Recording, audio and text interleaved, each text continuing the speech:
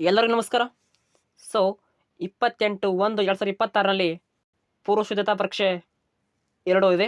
Economics ವಿಷಯಕ್ಕೆ ಸೇರಿದಂತೆ 2 ಅಂಕದ ಪ್ರಶ್ನೆಗಳನ್ನು ನೋಡ್ತಾ ಹೋಗೋಣ. ಸೊ ಅಲ್ಲಿ ವೆರಿ ಇಂಪಾರ್ಟೆಂಟ್ ಆಗಿರುತ್ತೆ. ಹೆಚ್ಚುವರಿ ಬೇಡಿಕೆ ಮತ್ತು ಕೊರತೆ ಬೇಡಿಕೆನ ಅರ್ಥವನ್ನು ಬರೆಯಿರಿ. ಅಲ್ಲಿ ಹೆಚ್ಚುವರಿ ಬೇಡಿಕೆ ಅಂದರೆ ಏನು?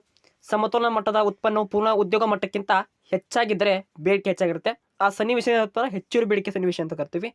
ಈ ಸನ್ನಿವೇಶದಲ್ಲಿ ದೀರ್ಘಾವಧಿ ಬೆಲೆ ಏರಿಕೆಗೆ ಕಾರಣ ಆಗ್ತವೆ.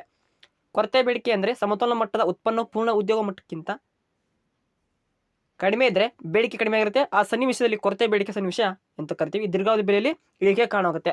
ಇದು ಇಂಪಾರ್ಟೆಂಟ್ ಇರ್ಕೊಳ್ಳಿ. ಹೂಡಿಕೆ ಗುಣಕದ ಅರ್ಥವನ್ನು ನೀಡಿ ಅದರ ಸೂತ್ರವನ್ನು ಬರೆಯಿರಿ. ಪ್ರಾರಂಭಿಕ ಸಂಯುಕ್ತದ ವೆಚ್ಚದ ಹೆಚ್ಚಳ ಮತ್ತು ಅಂತಿಮ ಸರಕುಗಳ ಉತ್ಪನ್ನದ ಸಮತೋಲನ ಮೌಲ್ಯದಲ್ಲಿನ ಹೆಚ್ಚಳ ಅನುಪಾತವನ್ನು ಹೂಡಿಕೆ ಗುಣಕ ಅಂತ ಕರಿತೀವಿ. ಅದರ ಸೂತ್ರ ನೋಡಿ, ಹೂಡಿಕೆ ಗುಣಕ = ΔY ΔA 1/1 - C = 1/S ಅಂತ ಹೇಳಬೇಕು. ಹಾಗೆ ಇದು ಇಂಪಾರ್ಟೆಂಟ್ ಇರುತ್ತೆ ನೋಡ್ಕೊಳ್ಳಿ.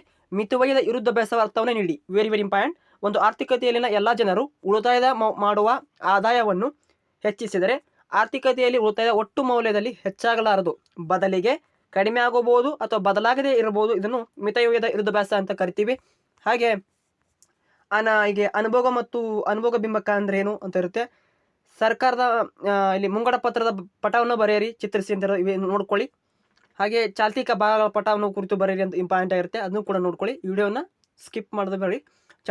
ಬಂಡವಾಳ ಖಾತೆಯ ಪಟವನ್ನು ಬರೆಯಿರಿ, ಚಿತ್ರಿಸಿ ಅಂತ ಇರುತ್ತೆ. ಹಾಗೆ 5 ದೇಶದ PUKಯಲ್ಲಿ ಪ್ರೆಸೆಂಟ್ ಓರಿಯೆಂಟ್ ಕ್ವಶನ್ಸಲ್ಲಿ 5 ದೇಶದ ಕರೆನ್ಸಿಗಳನ್ನ ಬರೆದು ಕೊಟ್ಟಿರ್ತಾನೆ. ಅದನ್ನು ಕೂಡ ನಾವು ವಿಡಿಯೋನ ನೋಡ್ಕೊಳ್ಳಿ. ಅಂತಿಮ ಸರಕುಗಳು ಅಂದ್ರೆ ಏನೊಂದು ಅರ್ಥೈಸಬೇರಿ. CPIನ ವಿಸ್ತರಿಸಿ. ಕನ್ಸ್ಯೂಮರ್ ಪ್ರೈಸ್ ಇಂಡೆಕ್ಸ್ ಗ್ರಾಹಕ ಬೆಲೆ ಸೂಚ್ಯಂಕ. ಹಾಗೆ ನಿವ್ವಳ ಮೌಲ್ಯವರ್ಧನೆ ಹೀಗೆ ಪಡಿತೀವಿ ಅಂತಿದೆ. ನಿವ್ವಳ ಮೌಲ್ಯವರ್ಧನೆ ಸವಕಳಿ ವೆಚ್ಚವನ್ನು ಕಳೆಯುವ ಮೂಲಕ ನಾವು ಪಡ್ಕೊತೀವಿ. ಸ್ಥಾಯಿತ್ವ ಅನುಭವದ ಅರ್ಥವನ್ನು ಬರೆಯಿರಿ. ಸೀಮಾಂತ ಉಳಿತಾಯ ಪ್ರವೃತ್ತಿಯನ್ನು ಅರ್ಥ ತಿಳಿಸಿ. ಸರಾಸರಿ ಉಳಿತಾಯ ಪ್ರವೃತ್ತಿಯನ್ನು EFCಯನ್ನು ವ್ಯಾಖ್ಯಾನಿಸಿ. ಇವು ಇಂಪಾರ್ಟೆಂಟ್ ಆಗಿರುತ್ತೆ ನೋಡ್ಕೊಳ್ಳಿ. ಪೂರ್ಣ ಉದ್ಯೋಗ ಮಟ್ಟದ ಆದಾಯ ಅರ್ಥವನ್ನು ಬರೆಯಿರಿ. ಅದಕ್ಕೆ ತಲೆಗೆ ಆನ್ಸರ್ ಇದೆ, ಸೊ ಅವನು ನೋಡ್ಕೊಳ್ಳಿ.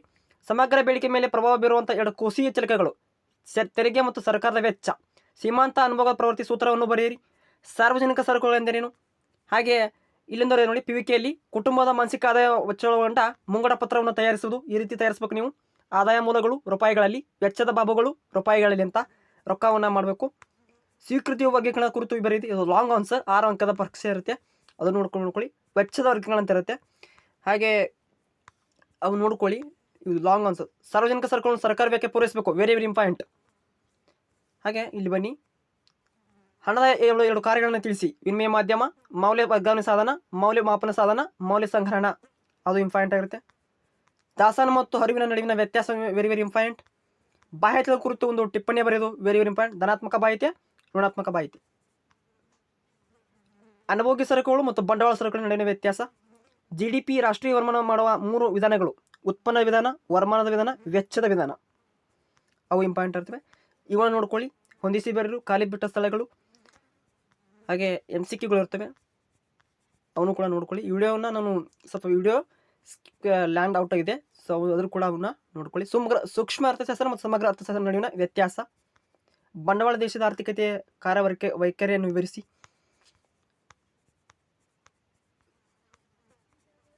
ಸೊ ಫೋಟೋ ಇದಾಗಿದೆ. ಇಷ್ಟು ನೋಡ್ಕೊಳ್ಳಿ. 80/80 ಆಗಿರುತ್ತೆ. ಯಾವುದೇ ಮಾಡೋ ಕ್ವಶನ್ ನೋಡದೆ ಈ ಪ್ರಶ್ನೆ ವಿಡಿಯೋನ ಎಲ್ಲರಿಗೂ ಶೇರ್ ಮಾಡ್ಕೊಳ್ಳಿ. Thank for watching. Have A nice day.